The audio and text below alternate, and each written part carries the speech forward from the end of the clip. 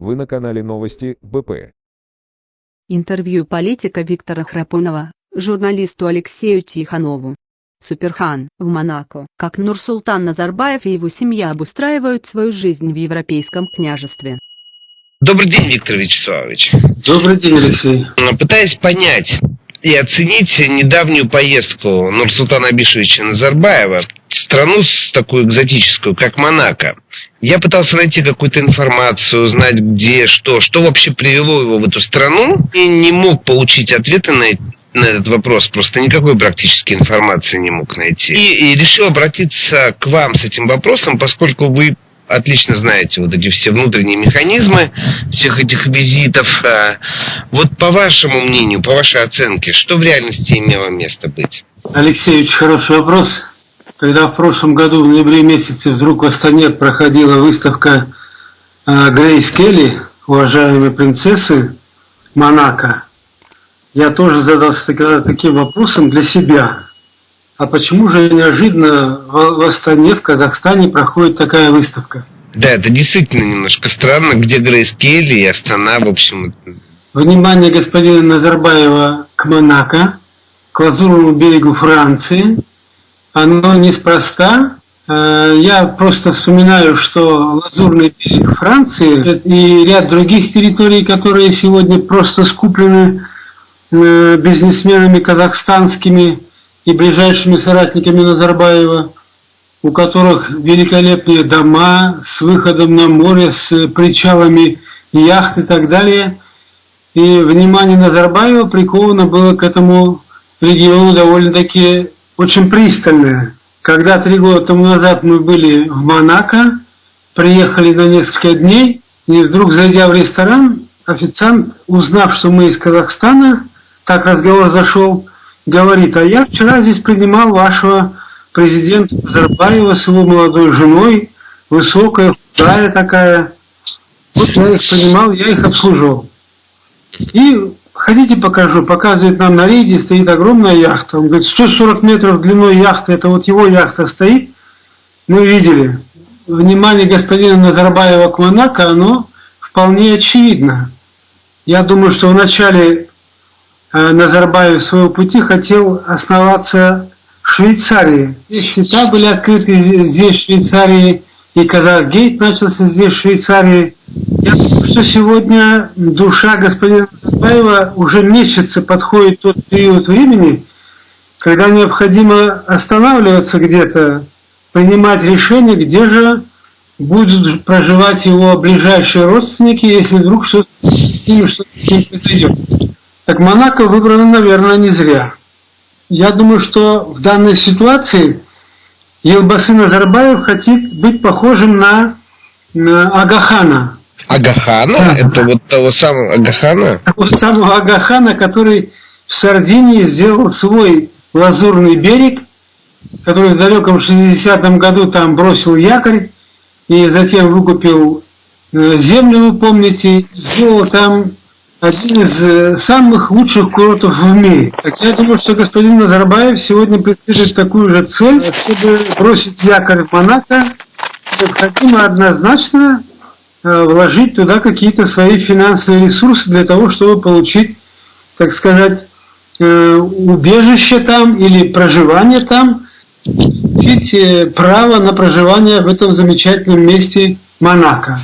Виктор Вячеславович, вот все-таки я не очень понимаю, в чем может быть схожесть Агахана и Нурсултана Абишевича Назарбаева, бывшего портработника. Есть горячее желание, наверное, повторить или подражать Агахану, то есть вложив деньги в развитие Монако, получить благословение принца Монако и получить право на проживание в этом замечательном месте. Я только вот здесь такую связь усматриваю с Агаханом. А так вы абсолютно правильно говорите, тот человек совершенно, будем говорить, религиозный, ну, очень продвинутый, очень грамотный, закончил с отличием Гарвард, вы помните. И этот человек, который от королевы получил звание его высочества, от шаха Ирана Али Реза Пехлеви получил звание его королевское высочество. Ну, Назарбаеву пока никто таких званий не дал. высочество, его королевское высочество, получить к той Нобелевской премии, к которой он стремится уже в течение последних, наверное, 10-12 лет, еще получить такое звание. Я усматриваю здесь, Алексей, вот такой момент, что вот в этом замечательном месте, поскольку Швейцария на сегодня, я думаю, что для пенсионера Назарбаева будет закрыта, для членов семьи будет тоже закрыта. Франция, в принципе, возможен Лазурный берег, но Франция – это такое государство, которое, помните, когда российские бизнесмены скупили много вилл на Лазурном берегу, как поднялась Франция, что сегодня Лазурный берег стал русским. Поэтому там могут быть непредсказуемые какие-то моменты, которые могут в один миг изменить ситуацию не в пользу того, кто туда приедет и вложит свои финансовые ресурсы и хотит получить покровительство этого региона.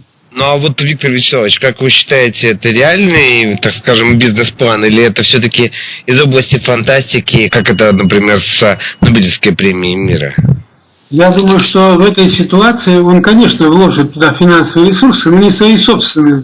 Он туда вложит финансовые ресурсы по договоренности с принцем Монако, хотя сегодня земли в Монако практически уже использованы, и прошла информация, что сегодня правительство Монако строит, уже отвоевывает территории у моря, то есть производится отсыпка, используется все возможное, что можно там использовать, и расширяют свои границы с помощью отсыпки территорий и строительства уже на тех участках, которые раньше занимало море, морское побережье.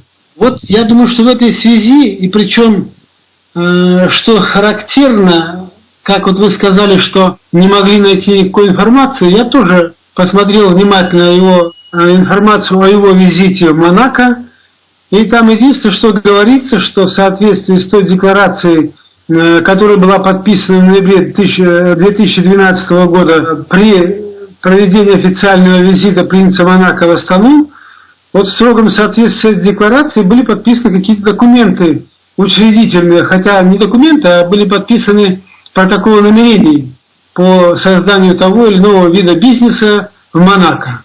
А саму декларацию 2012 года так я тоже не нашел, поэтому твердо убежден, что взор Назарбаева на Монако обращен неспроста. Он организовал, значит, выставку Грейс Келли в Астане, а если внимательно посмотреть, спонсором кто выступил, это компания «Элитстрой», которая принадлежит сегодня Алие Назарбаевой, младшей дочери. Она выступила генеральным спонсором по проведению выставки Грейс Келли в Астане. А почетным консулом Монако в Астане стал руководитель компании «Элитстрой». Там есть такой Кайрат. Он стал почетным консулом Монако в Казахстане.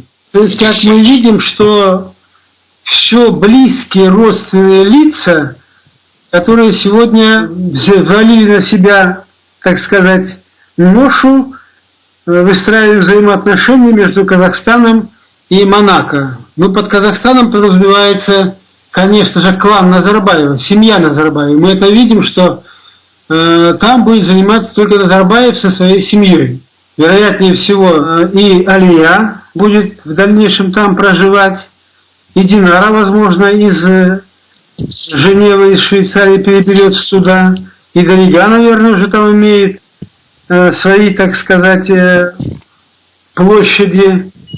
И сам Назарбаев глаз положил для своей молодой жены и детей от третьей женщины Назарбаева. Так что я усматриваю вот такую связь, Алексей. То есть выезд такой с левого берега Астаны на какой уж не знаю берег Монако. Да. Вы упомянули вот всю эту швейцарскую историю, которая была в начале века у всех на устах, и в том числе, это, конечно, было связано со счетами Нурсултана Абишевича. Одним из героев той истории была оппозиционная тогда журналистка Лира Максутовна Бейсеитова.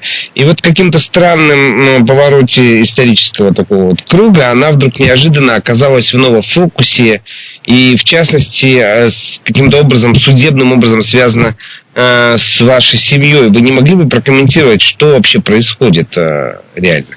Алексей, я одно могу сказать, что я очень хорошо знаю Лиру Байсеитову, и она очень хорошо знает меня. И она прекрасно понимает, что я знаю всю ее историю, и об этом неоднократно мне говорил и Рахат Алиев о истории Лиры Байсеитовой. Но мне то, что сказал Рахат Алиев, является просто определенным дополнением к тому, что есть на самом деле.